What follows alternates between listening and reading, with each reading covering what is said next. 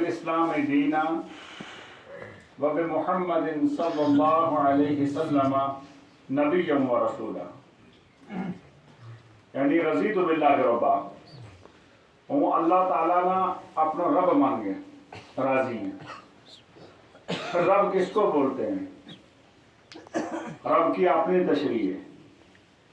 مختصر آپ سمجھیں، رب اس ذات کو کہتے ہیں جو انگلی پکڑ کے انسان کو بڑا کرے. رب کی تفسیر مختصر آپ یہ سمجھیں کہ جو انگلی پکڑ کے ہر چیز کی پرورش کرے.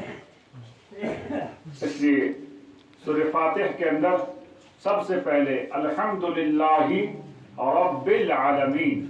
اللہ پاک کے صفاتی نام بہت زیادہ ہیں، لیکن یہاں پر جو نام ذکر کیا وہ رب کا نام ذکر کیا.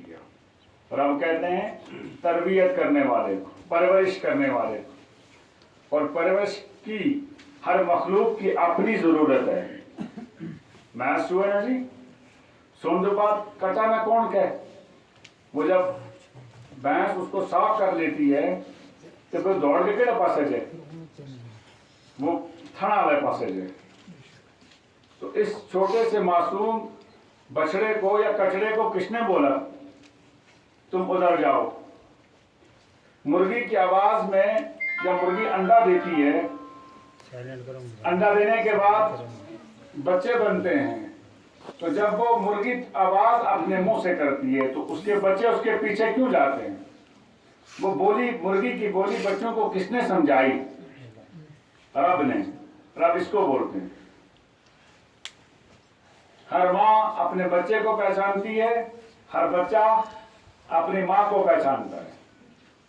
شام کو جانور صرف اپنے گھر واپس کیوں آتا ہے جبکہ جانور جانور ہے؟ ہمارا جانور کسی کے گھر میں ہر دن کیوں نہیں جاتا ہے اور کسی کا جانور ہمارے گھر میں کیوں نہیں آتا ہے؟ کس نے بتایا ان جانوروں کو؟ یہی رب ہے. تو ہم نے کیا اقرار کیا؟ رضیت باللہ ربا. یا اللہ ہم راضی ہیں آپ کو اپنا پروردگار مان کر.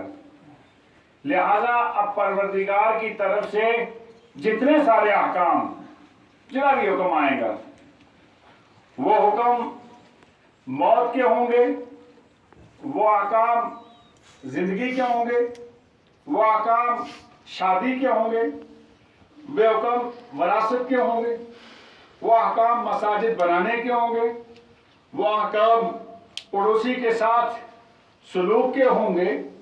تو جب ہم نے رضیت باللہ ربا، رب کو رب مان لیا، اس کا مطلب ہے کہ اب جتنے سارے خدا کے حکم ہیں وہ سب ہم نے ماننے.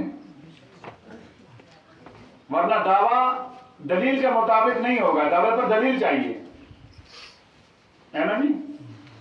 آپ کے ساتھ کوئی برا کرے، آپ تھانے میں ریٹ کرتے ہیں، بھائی فلاں انسان نے میرے ساتھ زیادتی کی، ظلم کیا، یہ تو آپ نے درخواست دے دی، لیکن جب اس کی ویریفیکیشن ہوتی ہے تو وہاں کا تفتیشی افسر آپ سے پوچھتا ہے گواہ کون؟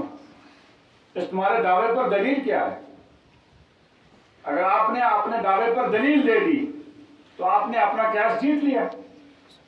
اگر آپ اپنے دعوے پر دلیل نہیں دے سکے تو آپ کا کیس کمزور ہو جائے گا. تو ہم نے یہ دعویٰ کیا ہے رضیت باللہ ربا. ربا اچھی رٲض ژےٚ خۄداے مٲنِتھ پتہٕ چھُم أتھۍ أمسٕے رۄبس پرٕٛژھُن أتھۍ کلامِ پاکس منٛز میانہِ خۄداے ژٕ ون وۄنۍ کِتھ پٲٹھۍ چھُم مےٚ امہِ برونٛٹھ پکُن. تو رضیت باللہ ربا کا یہ معنی ہوئے. دوسرا معنی کیا کیا تھا؟ وبالاسلام دینا. ہم مذہب اسلام کو اپنا دین مان کر راضی ہیں. اس کا مطلب ہے کہ ہم پر کسی نے زیادتی جبر نہیں کیا. کچھ سوچیے گا نا، ہمارا تو کسی نے نہیں بنایا، ہم نے خود اسلام کو ایکسپٹ کیا ہے، ہم نے اسلام کو خود قبول کیا اور خوشی سے کیا ہے. لہذا رمضان کے روزے ہیں، وہ گرمی ہو سردی ہو، دن چھوٹے ہوں یا بڑے ہوں، یہ رکھنے ہیں کیونکہ میں نے اسلام کو خوشی سے مانا ہے. زکوٰۃ اسلام کا حکم ہے. زکوٰۃ دینے سے پیسہ کم ہو تو ہو، اس سے کوئی فرق نہیں پڑے گا. میں نے مذہب کو خوشی سے قبول کیا ہے, زکات دینی ہے. وراثت جو کہ یہاں ہمارے یہاں جموں کشمیر میں وراثت خواتین کو نہیں دیتے, ہم بہنوں کو وراثت نہیں دیتے. پہلے تو باپ اپنی موجودگی میں سب سے بڑا ظلم یہ کرتا ہے کہ وہ بانٹ کے دے چھوڑا پوتانا, وہ بیٹوں میں تقسیم کر دیتے. یہ جبر تو وہی یہ ظلم کرتا ہے. اور اس کے بعد اگر باپ نے ایسا نہیں کیا, لیکن بعد میں جو بیٹے ہیں نا, بھائی جو رہیں گے پیچھے, وہ بہنوں پر ظلم کرتے ہیں, وہ بہنوں کو وراثت نہیں دیتے ہیں. یوصیکم اللہ فی اولادکم للذکر مثل حظ الانثیین. یہ اسی قرآن مجید کا حکم ہے جس کی آیت کریمہ میں نے آپ کی خدمت میں پڑھی کہ اللہ تعالیٰ تمہیں حکم کرتا ہے, تمہیں وصیت کرتا ہے کہ لڑکے کے حصے کے برابر, لڑکے کو 2 حصے, لڑکی کو 1 حصہ دے دو. ہم نے دعویٰ کیا رضیت باللہ ربا و بالاسلام دینا, لیکن بہن کو, بیٹی کو وراثت کی باری آئی تو کنی کترا گئے. کوئی اس پاس سے نہیں آئے گا. کیا اس بارے میں اسلام کی ہمارے لیے کوئی رہنے والی نہیں؟ فرض کریں آپ کہ جو ہماری بہن ہے یہ ہمارا بھائی ہوتا, اسی والد کی وراثت سے اس نے حصہ لینا تھا نہیں لینا تھا؟ کتنا لینا تھا؟ کہ یہ برابر لینا تھا. کتنا؟ اگر آپ کو 2 کنال زمین ملتی, 1 کمرہ باپ کی پراپرٹی سے کمرہ ملتا, اگر یہ دوسرا بھائی آپ کا ہوتا جو کہ بہن ہے, اس کو بھی یہی 2 کنال زمین اور 1 کمرہ ملتا. لیکن شریعت کہتی ہے نہیں, بہن ہے, اس کا حصہ, اس کی ذمہ داری اس کے شوہر پر آ گئی, اس کی ذمہ داری اس کے بچوں پر آ گئی. اب اس کا خرچہ, اس کا وراثت میں حصہ کم ہو گیا. تمہیں 2 کنال, اس کو 1 کنال, تمہیں 1 کمرہ, اس کو اس کمرے کا آدھا. لیکن رضیت باللہ ربا و بالاسلام میں دین پڑھنے کے بعد بھی آپ اس پاس سے آتا نیند آ جائے ہمیں. تو اس کا مطلب ہے کہ قرآن مجید نے جو تقاضا کیا تھا ہم سے, یا ایھا الذین آمنوا ادخلوا فی السلم کافہ, کہ مکمل اسلام میں داخل ہو جاؤ, اسی میں تمہاری کامیابی, اسی میں تمہاری کامرانی. یہی مذہب جو تمہیں راستے لگائے گا. ہم نے باقی معاملات میں جو آسان تھے اس میں تو اسلام کو فالو کیا, اسلام کو آگے بڑھایا, لیکن جو ذرا ہمیں اپنی طبیعت کے خلاف لگا, ہم نے اس کا انکار کر دیا. یہ وراثت کون دیتا ہے جی؟ حج کون کرتا ہے جی؟ زکات کون دیتا ہے جی؟ عشر کون دیتا ہے جی؟ یہ جو آیہ کریمہ, اس کا شان نزول کیا ہے؟ سیدنا عبداللہ ابن السلام رضی اللہ تعالی عنہ بہت بڑے صحابی ہیں. وہ پہلے یہودی یعنی اہل کتاب ہی تھے. جب انہوں نے اسلام قبول کیا تو چونکہ حضرت یعقوب نبی علیہ الصلوۃ والتسلیم کی شریعت ماں اونٹ کو گوشت نہیں کھاتا, وہ جائز نہیں تھا. تو عبداللہ بن سلام نے جب اسلام قبول کیا تو انہوں نے کہا کوئی بات نہیں, کہیں اسلام میں اونٹ کا گوشت کہیں فرض تو نہیں ہے کہ اگر ہم نہیں کھائیں گے تو اس سے کوئی فرق پڑے گا, لہذا میں اس پر عمل نہیں کرتا, میں گوشت نہیں کھاؤں گا, اونٹ کو ماंس نہیں کھاتا. تو اللہ پاک نے قرآن پاک کی آیت نازل کر دی کہ اگر تم نے مذہب اسلام کو مانا ہے, اسلام آپ نے قبول کیا ہے, تو پھر یہ لاجک نہیں چلے گی, پھر آپ کی یہ بات قابل قبول نہیں, پھر اونٹ کا گوشت اسلام میں حلال ہے, کھانا پڑے گا. اب میں اور آپ ان سارے معاملات میں اپنی ذات پر غور کریں, کتنا ایک اسلام نہ مانا. شادی کہیں ہماری شادی میں اسلام ہمارے گھر میں آتا ہے؟ نہ شادی میں اسلام ہمارے گھر, نہ اگر کوئی ماتما, کوئی حادثہ ہو جائے, کوئی غم آ جائے, نہ اسلام اس دن ہمارے گھر. نہ جب ہم نارمل ہیں, اچھی زندگی گزارتے ہیں, نہ اس دن اسلام ہمارے پاس. پھر ہم کون سے مسلمان ہیں؟ ہے نا جی؟ موت ہو جائے تو سارا نے تم منہ دسیں جی، اور بڑا اہتمام کے نام دسیں. کوئی منہ دیکھو تو بتا نہیں رہنا چاہیے. اگر بتاؤ سینے پہ ہاتھ رکھ کے بتاؤ، اگر زندگی میں ہماری بچی، بیٹی کا، بہن کا، بیوی کا، ماں کا چہرہ کوئی 2 بار ایسے دیکھے، کیا کرو؟ زندگی میں جس ماں کا چہرہ ہم مرنے کے بعد ساری دنیا کو دکھاتے ہیں، سارا دسا جی، اگر زندگی میں کوئی ہماری ماں بہن کے چہرے کو دیکھے، برداشت کرے گا کوئی غیرت مند آدمی؟ نہیں کر سکتا. تو پھر وہ غیرت کہاں چلی جاتی ہے یا ماں بدل جاتی ہے؟ غیرت مر گئی یا ماں بدل گئی؟ بتاؤ. غیرت ہی مر جاتی ہے. پردہ پردہ ہے، چاہے آدمی زندہ ہے چاہے مردہ ہے. اس لیے مذہب اسلام میں یہ سب سے خوبصورت بات ہے کہ ہم اپنے بچھڑنے والے انسان کو بڑی خوبصورتی کے ساتھ نہلا دھلا کر پورے اہتمام کے ساتھ 3 کپڑوں میں 5 کپڑوں میں، عورت ہو تو کتنا کپڑا جی؟ 5، اور مرد ہو تو 3 کپڑوں میں ہم عطر لگا کے قبر کے حوالے کرتے ہیں. ہمارا اسلام مرنے کے بعد بھی اس ہمارے مرنے والے انسان کا اتنا اکرام کرتا ہے کہ آپ اس کو خالی جسم قبر کے حوالے نہیں کر سکتے. اس کا اکرام ہے، احترام ہے. لیکن ہم اور آپ ہیں کہ اونچی جگہ میں جنازہ رکھ دیا، جو کوئی آئے، چاہے جس کا دیکھنا بنتا ہے وہ، جس کا دیکھنا نہیں بنتا وہ بھی دیکھ لیتا ہے. میں ایک مثال بتاؤں آپ کو. شریعت کیا کہتی ہے؟ شریعت کہتی ہے کہ اگر بیوی مر جائے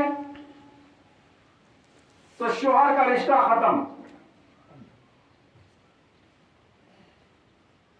اب وہ اس کو اس طریقے سے ہاتھ نہیں لگا سکتا جس طریقے سے زندگی میں لگا سکتا. اگر دیگر لوگ نہ ہوں موجود، بیٹا ہے مطلب بھائی موجود ہے، چاچا موجود ہے، جو سگے رشتے ہیں، سگے رشتے، اگر وہ موجود ہے تو قبر میں وہی اتاریں گے، شوہر نہیں اتارے گا. اتنا احتیاط کرواتی ہے شریعت شوہر سے بیوی کا جس نے اس کے ساتھ زندگی گزاری ہے. وہ کہاں اجازت مجھے دے گی کہ میں اس خاتون کا چہرہ دیکھوں جس کے ساتھ شریعت میں میرا نکاح جائز تھا. شریعت میں مرنے کے بعد ہی خاوند کے اوپر کتنی پابندی ہے؟ اتنی پابندی ہے کہ تو زیادہ اس میت کو نزدیک نیڑو نہیں کرنا. گوشت زیادہ پان اتوا تھوڑی لم لم کرو نہیں، نو آپ نہیں کر سکتے. ہاں اگر آپ کے بغیر کوئی اور نہیں ہے پھر تو آپ کی اجازت بنتی ہے. لیکن اگر اور رشتہ جیسے بھائی موجود ہے، اپنا سگا بیٹا موجود ہے، ان کے ہوتے ہوئے آپ زیادہ کوشش نہ کریں. یہ کیا پیغام ہے؟ جب اس مرد کے لیے جس کے ساتھ اس نے زندگی کے 40 سال گزارے، 50 گزارے، 60 گزارے، اس کو کہتی ہے شریعت بات میں تو زیادہ اٹھانے میں، قبر میں اتارنے میں احتیاط سے کام لینا تیرے لیے بات جائز نہیں ہے. تو پھر رمضان کا کشمیر کا ہے تو وہ کچھ حال میں آ کر کسی شابان کا کی بیٹی کو کیسے قبر میں اتار سکتا ہے؟ اور اتارتا کیوں ہے؟ وہ کہتے ہیں ہمارا تو ہم کیا بولتے ہیں کشمیری، جو ہم یہاں جموں کشمیر کے رہنے والے بھاشی ہم کیا بولتے ہیں؟ ایک وشیش پن کو جو اپنو ہے جی، جو حاجی صاحب ہے جی، جو باجی صاحب ہے جی، جو قریبی ہے جی. نہیں، شریعت اس کو بھی قریبی نہیں مانتی جس کے ساتھ زندگی کے 40-50 سال گزرے ہوں. مر گیا تو رشتہ ڈسکنیکٹ، اب کوئی کنیکشن نہیں لگ سکتا. تو قرآن کہتا ہے یا ایھا الذین آمنوا ادخلوا فی السلم کافہ. تو لہذا آج کے بعد آپ اس بات کا خیال کریں گے کہ چہرہ دیکھنا جائز ہے یا نہیں. جن لوگوں کو زندگی میں کسی دوسرے کا چہرہ دیکھنا جائز نہیں، وہ مرنے کے بعد بھی نہیں دے سکتے۔ اسلام زندوں کے لیے بھی ہے اور اسلام میرے بھائی مردوں کے لیے بھی ہے۔ اگر کوئی انسان یہ کہے کہ مرنے کے بعد احکام بدل جاتے ہیں تو کیا بیٹا ماں کو غسل دے سکتا ہے؟ کیوں نہیں دے سکتا؟ جب آپ یہ کہیں گے کہ حکم بدل گیا جی یون مردو اس طرح دیکھیں گے آپ یہ کرو تو پھر وہ اس کو غسل کیوں نہیں دے سکتے؟ پھر جب ہم اسے غسل دیتے ہیں تو غسل میں پردہ کیوں کرتے ہیں؟ آپ اوپر سے بھی ترپال ڈالتے ہیں، اوپر سے بھی چادر ڈالتے ہیں، کیوں؟ مردہ ہے نا بھائی، بدل گیا نا حکم۔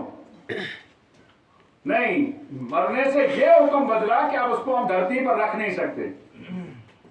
مرنے سے میرے بھائی یہ حکم بدلا کہ اب وہ دھرتی پر رہ سکتا، بلکہ اب اس کو اکرام احترام کے ساتھ نہلا دھلا کر صاف ستھرے کپڑے میں اس کو ہمیں قبر کے حوالے کرنا ہے۔ لہٰذا آج کے بات کریں گے اہتمام اس چیز پر انشاءاللہ۔ چہرہ نہیں دکھاؤ گے؟ ہاں وہی لوگ دیکھیں جن کا شریعت میں چہرہ دیکھنا بنتا ہے، حق ہے۔ یا ایھا الذین آمنوا ادخلوا فی السلم کافہ ولا تتبعوا خطوات الشیطان انہ لکم عدو مبین۔ آدھے اسلام میں اور آدھے اسلام سے باہر نہیں چلے گا۔ یہ مذاق ہے، یہ مذاق ہے۔ ایسے جب شادی ہوتی ہے، اچھا ہماری شریعت کی جو ڈکشنری ہے اس میں دو ہی لفظ ہیں، آپ کو خوشی ملے تو آپ اس پر شکر کریں گے۔ آپ شاباش توجہ جی، آپ کو خوشی ملے تو آپ کیا کریں گے؟ شکر کریں گے۔ آپ کو غم ملے تو آپ صبر کریں گے۔ تیسرا کوئی لفظ اسلام کی ڈکشنری میں نہیں ہے کہ آپ کو خوشی ملے تو آپ ننگے ہو کر ناچ کرو، یہ کہیں پر بھی نہیں ہے۔ آپ کے گھر میں خوشی ہے تو آپ شکر کریں کہ یا اللہ جیسے یہ خوشی آپ نے ہمیں نصیب کی ہے یا خوشی اس طرح ہر ایک انسان نہ نصیب کر۔ اور 2 رکعت نماز شکرانے کی پڑھو، نہ کہ میں نے دیکھا کہیں وہ موبائل پر دیکھتا ہے آپ لوگ کشمیر سے جا کر اور نہ معلوم وہ ادھر کپوارہ سے لا کر گانے والے لاتے جانی۔ اِنَّ لِلَّهِ وَإِنَّ إِلَيْهِ رَاجِعُونَ۔ آپ کا پیسہ اتنا حرام کا کہ وہ 30,000 40,000 روپیہ ساری رات جہاں گانا بجانا ہوگا وہاں تو ساری رات اللہ کی طرف سے لعنت برستی ہے۔ الغنا جنبۃ النفاق، جہاں گانا ہوگا وہاں منافقت پیدا ہوگی۔ آپ کے سائیں منافقت ہسکا شیر کوئی ایک بار کہ اس نے اس کی منافقی کی، وہ منافقی نہیں ہے، وہ چگل خوری ہے۔ اسلام جس کو منافقت، اسلام جس چیز کو منافقت کہتا ہے نا، وہ دل اور زبان اکٹھے نہ ہوں۔ تو جب آدمی گانا زیادہ سنتا ہے تو اس کا سب سے بڑا نقصان یہ ہے کہ انسان وہ منافق بن جائے جن کے بارے میں قرآن نے کہا کہ ان المنافقین فی الدرک الاسفل، کہ منافقین جہنم کے سب سے جو نیچے والا جہنم، جہنم کو جلایا جائے گا، اس کا ایندھن، اس کی لکڑی، اس کا کوئلہ کون بنے گا؟ منافق۔ اور منافق کہتا ہے کس کو ہے؟ کہ جس کی زبان اس کے دل کے ساتھ نہ ترجمانی نہ کرتی ہو۔ نبی علیہ السلام فرمایا کہ بعثت بکسر المزامیر، مجھے میرا اللہ نے بھیجا ہے کہ گانے والے آلات ہے نا کہ بانسری، وہ رباب، وہ باجا، میرا نبی کہتا ہے کہ میرے اللہ نے بھیجا ہی مجھے اس لیے کہ ان کا بنانا واسطے، اللہ پاک نے کا واسطے بھیجا ہوں۔ یہ جو گان کا سامان ہے نا ان کا توڑن واسطے، وہی دنیا میں رکھنا کون کیا جی؟ اور میری بات ہو تو مجھے واپس کر دو، مولوی صاحب تمہاری نہیں سنیں گے۔ یہ بات تاجدار مدینہ احمد مجتبیٰ محمد مصطفیٰ خاتم النبیین صلی اللہ علیہ وسلم کی ہے، جن کے لیے اللہ پاک نے آسمان کو وجود دیا، زمین کو سکون دیا، آسمان پر ستارے پھیلائے، سورج میں گرمی رکھی، چاند میں تمازن رکھی، آبشار اور نہ معلوم کتنی کائنات رب نے بنائی کس کے لیے؟ حضرت رسول اکرم صلی اللہ علیہ وسلم۔ وہ نبی کہتا ہے، کیا کہتا ہے جی؟ وہ فرماتا ہے وہ نبی کہ میرے اللہ نے مجھے بھیجا ہے کہ میں دنیا پر آ کر کیا کام کروں؟ گانے بجانے کے جتنے بھی سامان ہیں سب کو توڑوں. لیکن حاجی صاحب کے گھر میں، مولوی صاحب کے گھر میں خدا نہ خواستہ شادی ہوتی ہے تو سب سے پہلے کس کی انٹری ہے جی؟ ہاں، سب سے پہلے باجا آئے گا، سب سے پہلے گانے والے آئیں گے. قرآن کہتا ہے یا ایھا الذین آمنوا ادخلوا فی السلم کافۃ ولا تتبعوا خطوات الشیطان انہ لکم عدو مبین. یہ آدھے آدھے مسلمان مت بنو، بننا ہے تو پکے پکے بنو، ستھرے ستھرے بنو. دو رنگے کی کوئی قیمت ہے جی؟ ایک انسان دو رنگ کا ہو جائے، مسجد کے اندر نمازی، مسجد کے باہر چور، آپ اس کو کس نظر سے دیکھیں گے؟ کیا چنگی نظر نہ دیکھیں گا جی؟ تم کہیں گے جی اس کی نماز ادا کرنا چاہیے، بوٹ چھپا ہوا نماز نصیب پڑھ، ہے نا؟ دو رنگی کسی میں نہیں ہے. قیمت دنیا کے انسانوں کے یہاں بھی ایک رنگے کی ہے، دو رنگ کی کوئی قیمت نہیں. تو ہم خدا کے ساتھ اتنا بڑا دھوکہ کیوں کریں؟ ہم رسول کریم صلی اللہ علیہ وسلم کے ساتھ اتنا بڑا دھوکہ کیوں کریں؟ ہم تو نبی مانے انہیں اپنا، طائف میں پتھر کھائے، مدینہ اور مکہ معظمہ کی، مدینہ طیبہ کی ساری زندگی تکلیف کی گزری. کیا ہمارے نبی کو کوئی دنیا کی لالچ تھی؟ جب نبی علیہ الصلوۃ والتسلیم نے اسلام کی تعلیم کو عام کیا تو مکے کے جو رؤساء تھے، بادشاہ تھے بڑا بڑا آدمی، انہوں نے کہا یا رسول اللہ تم ساری بادشاہی لے لو، ہم آپ کے دائیں ہاتھ میں سورج رکھ دیں گے، بائیں ہاتھ میں چاند توڑ کے رکھ دیں گے، ساری بادشاہی آپ کو دے دیں گے. اگر آپ کا من کرتا ہے کہ اس عربستان میں کوئی خوبصورت لڑکی ہے، اس سے آپ شادی کرنا چاہیں، ہم اس کا بھی انتظام کریں گے، لیکن یہ مت کہو کہ اللہ کے بغیر کسی اور کی عبادت مت کرو، یہ مت کہو. تو میرے نبی نے کیا فرمایا؟ تم ساری دنیا کو کیا کہ سب کچھ توڑ کے تم لا دو، میں اپنے مشن سے نہیں ہٹوں گا. کیوں؟ میرے اللہ نے میرے نبی کو ایک ذمہ داری دی تھی، قولوا لا الہ الا اللہ تفلحون. جا میرے نبی، دھرتی پر جا، وہاں میرے بندوں کو کہو ایک مجھے وحدہ لا شریک مان لو، کامیاب ہو جاؤ گے. کامیابی تمہارے قدم چومے گی، دھرتی پر بھی اور دھرتی کے نیچے بھی اور محشر میں بھی. لہذا دوسرا کام کیا کرو گے آپ؟ دوسرا آپ کی کام آپ یہ کریں گے کہ انشاءاللہ شادی وادی میں یہ دوڑ دھماکے نہیں. اگر آپ کے پاس پیسے بہت زیادہ ہیں تو اس مسجد پاک کو دے دینا، ٹھیک ہے؟ شادی کر رہے ہیں اور آپ کا پروگرام اور پلان ہے کہ ہم شادی میں فلاں کسی گویے کو بلائیں گے، تو نہیں، ایک ہے آئیڈیا جی، تو اس میں کیا کریں گے آپ؟ کیا کر دیں گے جی؟ مسجد پاک کو دے دیں گے. آپ کے پڑوس میں کوئی یتیم، کوئی مسکین، کوئی آپ کا پڑوسی جس کو آپ کی نیڈ کی ضرورت ہوگی، آپ کی طرف سے ہیلپ کی ضرورت ہوگی، وہ دے دینا. اسلام یہ بات نہیں سکھاتا کہ آپ کا پڑوسی مسلمان ہے یا آپ کا پڑوسی غیر مسلمان ہے. نہیں، پڑوسی پڑوسی ہے، اس کو جیسے جیسے آپ کی ضرورت ہے. یہ ہمارے اسلام کی تعلیم، یہ ہمارے نبی کی تعلیم ہے کہ اگر اس کو آپ کی طرف سے مدد کی ضرورت ہے تو بلا مذہب کہ آپ اس کی مدد کریں. اگر آپ کے علاقے میں یہ گانے پانے کا سسٹم نہیں ہے تو پڑھو نا سارے پر الحمدللہ رب العالمین کہ اللہ پاک نے ہمیں اس لعنت سے محفوظ رکھا ہے. اور کوشش کرنا کہ کہیں دوبارہ کسی طریقے سے یہ فتنہ دوبارہ آ نہ جائے. کیوں آ رہا ہے نا؟ آپ اپنے اندر دیکھو 2000 کے بعد، سن 2000 کے بعد کتنا بدلاؤ آئے. ہماری زندگی ہم زمین سے اٹھ کر آسمان سے بات کر رہے ہیں.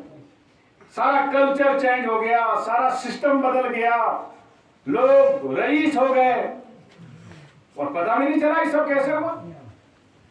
کیوں چاہتا وہ پرانی زندگی تھی ہے یا بدل گئی؟ وہ کوٹھے کس نے بدلا ہے؟ کوٹھے کی جگہ تیری بلڈنگ ہے، کیسے ہو گیا؟ پتہ لگا آپ کو کہ کیسا نظام چلا جس نے ہمارے ذہنوں پہ کام کیا اور ہم نے پرانا مکان توڑ کے نیا بنا دیا. اور آپ کہہ رہے ہیں کہ یہ فتنہ یہاں نہیں ہے تو آپ الحمد پڑھیں اور دیکھیں کہیں آ نہ جائے. جو پیسہ آپ کا خدا نہ خواستہ اس میں لگے وہ کہیں اور جائز کام میں خرچ کیجئے تاکہ یہ پتہ لگے کہ یہ حلال کا پیسہ ہے، حلال کام میں خرچ ہو گیا. تیسرا کام جو بہت ضروری ہے، بہت اہم ہے، وہ اپنی برادری نہ، ساری میری برادری جو بھی کلمہ والا ہے وہ سب میرے اپنے ہیں، میں ان کا ہوں، لیکن گجر برادری جی ہے تم پڑھائی والے پاسے نہیں، یہ بات آپ مانو، تم پڑھائی والے پاسے نہیں۔ جب آپ کے پاس تعلیم نہیں ہوگی تو آپ کو راستہ کہاں سے ملے گا؟ تم نے ایسے بھی بچہ پیڈنگ کے کارڈ لایا، جبکہ قرآن پاک نازل ہوا، سب سے پہلی آیت جو اللہ پاک نے حضرت رسول کریم صلی اللہ علیہ وسلم پر نازل کی، اس میں پڑھنے کا حکم ہے، اقرأ باسم ربک الذی خلق، یا رسول اللہ پڑھیے اپنے رب کے نام سے جس نے آپ کو ساری کائنات کو پیدا کیا اور انسان کو سکھایا قلم سے لکھنا۔ تو قرآن پاک جو آسمان سے سب سے پہلی وحی نازل ہوئی، اس میں کس بات کی تعلیم ہے؟ تعلیم کی کہ دنیا میں آنے کے بعد انسان اور حیوان میں فرق یہ ہے کہ انسان تعلیم حاصل کرتا ہے اور جانور سے اپنی زندگی خوبصورت گزارتا ہے، اور ان بچوں کا آپ پر حق ہے، آپ نے ان کو تعلیم سے برابر نہیں کیا، کیا جواب آپ خدا کو دیں گے؟ کیا جواب دیں گے؟ یہ تعلیم ان کا حق ہے، والدین کے ذمہ، بچوں کی شادی نہیں ہے۔ ہاں یہ بات آپ اچھا طریقے سے سمجھو، بیٹی کی شادی تو والد کے ذمہ ہے، لیکن بیٹا والد کے ذمہ دو چیزیں ذمہ ہیں، شریعت کی نظر میں دو چیزیں ذمہ ہیں، ایک تو اس کو پال کے جوان کرنا ہے، اور نمبر دو اس کی تربیت کرنی ہے، اور تربیت میں سب سے پہلے اس کی تعلیم ہے۔ شادی بیٹا کرے گا تو باپ کرے گا، ہاں، لیکن آپ جو کام چوتھے درجے کا تھا آپ نے اس کو فرسٹ پوزیشن دے دی۔ آپ کا بچہ ابھی 17 سال کراس نہیں کرتا، آپ کی بیٹی 13-14 سال کی عمر کو نہیں پہنچتی ہے اور آپ شادی کر دیتے، نہ اس کو اپنا دایاں معلوم نہ اس کو اپنا بایاں معلوم۔ عام طور پر بچوں میں جو ویکنس ہے، ان کی میموری کمزور ہے، دماغ تو کمزور ہے، دماغ مطلب ذہن اتنا تیز نہیں ہے۔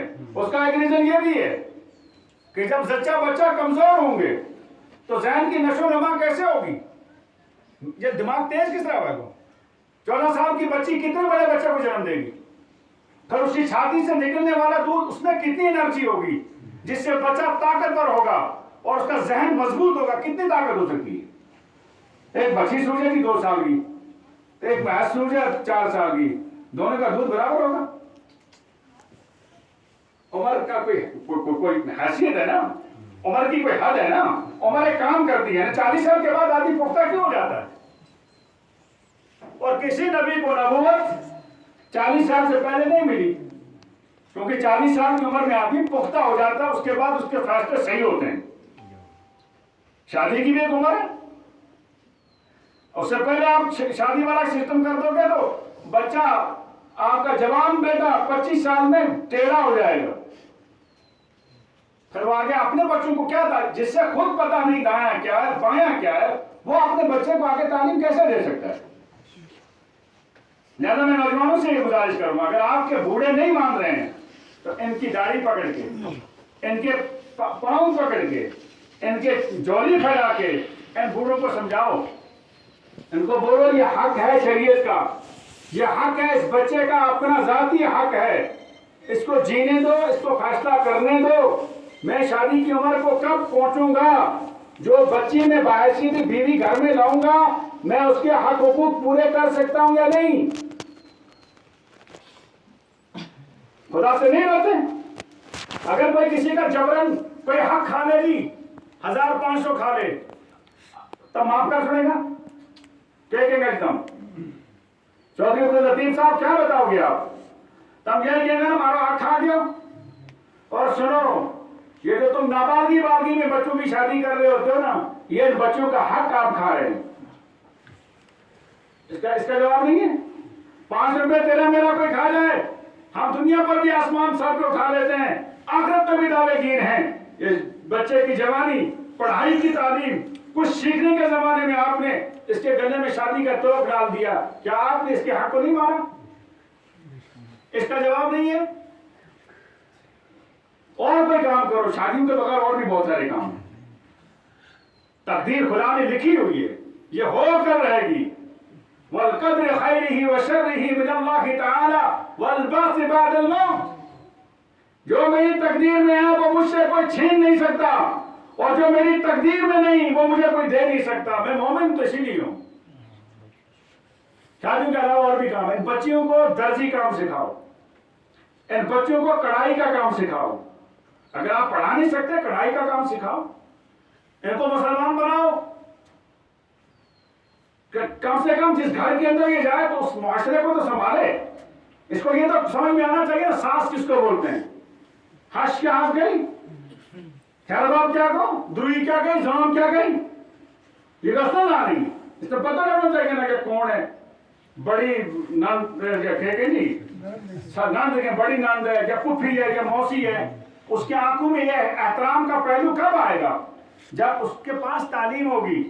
تب کہ جی ہم نے نشی آنی تھی، بہو آنی تھی، 2 لاکھ 4 لاکھ خرچ کر کے اس نے خدمت ہی نہیں کی. اس کو بتایا کس نے خدمت کیا ہے؟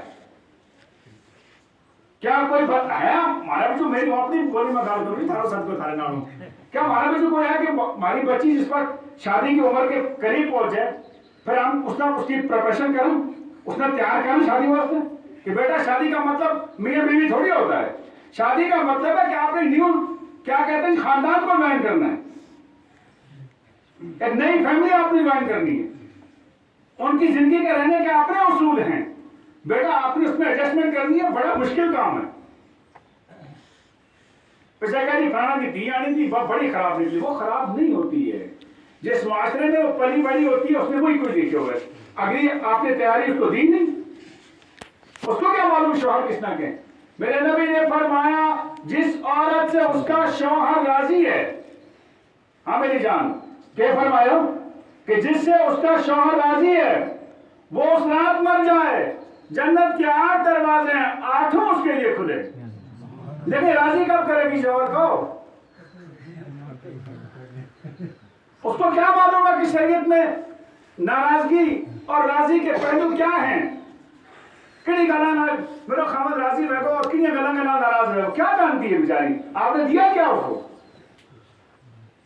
آپ نے بتایا اپنے بیٹے کو کہ جو گھر میں یہ بہو آ رہی ہے یعنی میں گھاس نہیں کیا، یہ گھاس کٹائی کے لیے نہیں ہے، یہ برتن مانجنے کے لیے نہیں ہے، یہ ٹکڑی رکھنے جانے کے واسطے نہیں ہے. یہ گھر کا آپ کا پارٹنر ہے. یہ پہیا گاڑی جو 2 ویلر ہے نا جی، مطلب جنہیں یا بائک آئے گا نا، یہ 2 ٹائر پر ہے نا. اگر ایک میں ہوا کم ہو گئی تو سارا سسٹم نظام خراب. اور اگر آپ ہوا کے نام چلیں گے نا گاڑی پر تو اس کی رم جو ہے وہ خراب ہو سکتی ہے. تو پیسہ زیادہ لگے گا اسے ٹھیک کرنا. زیادہ ہوا ضروری ہے نا، بیلنس ہونا چاہیے. تو یار ڈیرا میں جن نشی بن گیا نا وہ یہ نوکرانی نہیں، یہ گھر کی مالک ہے. آپ اس پر فیصلہ تھوپ نہیں سکتے. جب اس کارواں فیصلہ دین کی مختار ہے، لیکن اس بیچاری کو گائے بھینس کی طرح باندھا ہوا ہے. یہ بولے گی تو رشی خراب، بہو خراب ہو گئی. دیکھیں جی جب زبان سے کوئی بات نکالی تب یہ خراب ہو گئی. کیوں بھائی؟ نوکر ہے آپ کی، آپ کے بیٹے کی نوکر ہے نہیں. یہ اس کی زندگی کا، اس کے ایمان کا حصہ ہے. یہ آپ کے گھر کا فرد ہے، یہ آپ کا خون بن گیا ہے. لیکن یہ سب پتہ کیسے چلے گا؟ یہ سب آپ کو تعلیم بتائے گی اور تعلیم میں سے بھی مذہب اسلام بتائے گا. لہذا دونوں تعلیم انتہا درجہ ضروری ہیں. آج کے زمانے میں بھی اگر آپ کے پاس تعلیم نہیں ہے تو آپ کے پاس کچھ بھی نہیں ہے، چاہے آپ کروڑ پتی کیوں نہ ہو. ایک تو شادی کی عمر ڈیسائیڈ کرو. قانونی طور پر شادی کی عمر کیا ہے وہ بھی اسلام کے مطابق ہے. ٹھیک ہے، اس عمر تک پہنچتے مسا بچہ بالغ ہوتا ہے. ایک میری گزارش ہے، یہ اچھا مجھ نیلی نہیں ہوتی تو مرد چھڑی ہونا مت کرو. ان کا مستقبل خراب مت کرو، ان کا فیوچر خراب مت کرو. میری جولی ہے آپ کے سامنے.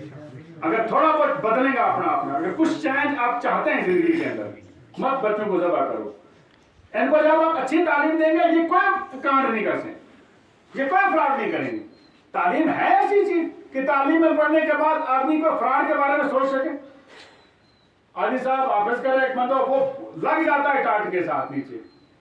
جس نے ڈاکٹر کی ڈگری کرنی ہے وہ اس کے بیچارے کو کہاں فرصت ہے کچھ اور کرنے کی.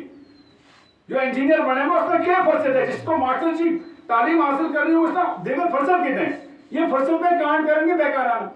چھوٹا کون بڑھائے نہیں, دان کون بڑھائے, وہ نا بیکار جس نے کہا کار نہیں میرا معاف کریو. اور اسلام میں منع, نبی علیہ الصلوۃ والتسلیم نے جانوروں کو لڑانے سے منع فرمایا.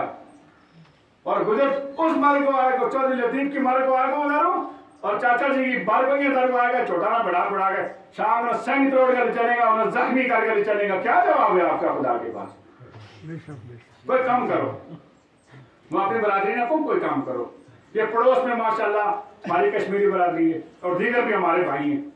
اگر وہ ترقی کی طرف ہیں, وہ تعلیم کی طرف ہیں, تب نہ کری کہوں کچھ کہوں میں کچھ کہوں. لہذا شام کو صبح کا بھولا, صبح کا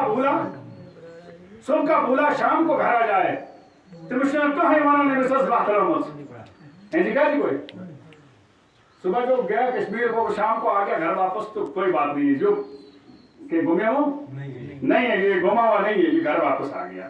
ابھی بھی اگر آپ اب یہاں مسجد میں نیت کرو کہ جڑا تم نے ارادہ چوٹا پڑھان گا جاتا گا نابالغاں کی شادی کرنے کا پھر درسگاہیں بچوں پاٹ کے سکولوں بچوں پاٹ کے تم نے میسا کی کارڈ لایا میں پیڑ بکری کی کارڈ لایا میں, خدا کی ذات یہاں سے تمہیں کوٹے گی, نہیں جواب ہوگا کوئی.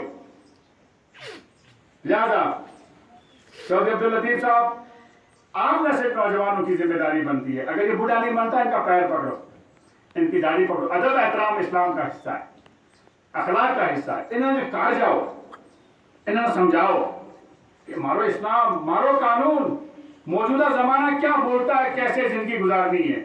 میں نے امید ہے کہ انشاءاللہ جب تم پڑھا لکھا ہوا نوجوان ان بزرگوں کو پہنچیں گا تو انشاءاللہ 10 میں سے 9 آپ کی ضرور بات مانیں گے. میں نے امید ہے کہ میں یہ چند بکھری ہوئی باتیں آپ کی خدمت میں کی, یہ آپ کی مسجد پاک دیکھی. دعا کرو اللہ پاک اس کی چھت کا انتظام خیر سے فرمائے. من بنا للہ بیتا بنا اللہ بیتا فی الجنہ مسجدہ, من بنا للہ مسجدہ بنا اللہ بیتا فی الجنہ. حدیث پاک کے الفاظ ہیں کہ جو آدمی اس دھرتی پر اینٹ پتھر گارے کی کوئی مسجد تعمیر کرے گا, اللہ پاک جنت میں اس کے لیے سونے چاندی کا, وہ تو ایسی بات ہے, یاقوت و مرجان اور مشک کی اللہ پاک محل تعمیر کریں گے. لہذا ایک میس, ایک بکری پیٹ, دل وسوائن جی, ہاں دل کھول کر اللہ کے گھر کو جو اللہ ریٹرن کرے گا کھائے گا نہیں. من ذا الذی یقرض اللہ قرضا حسنا فلہ یضاعفہ اضعافا کثیرا. میرا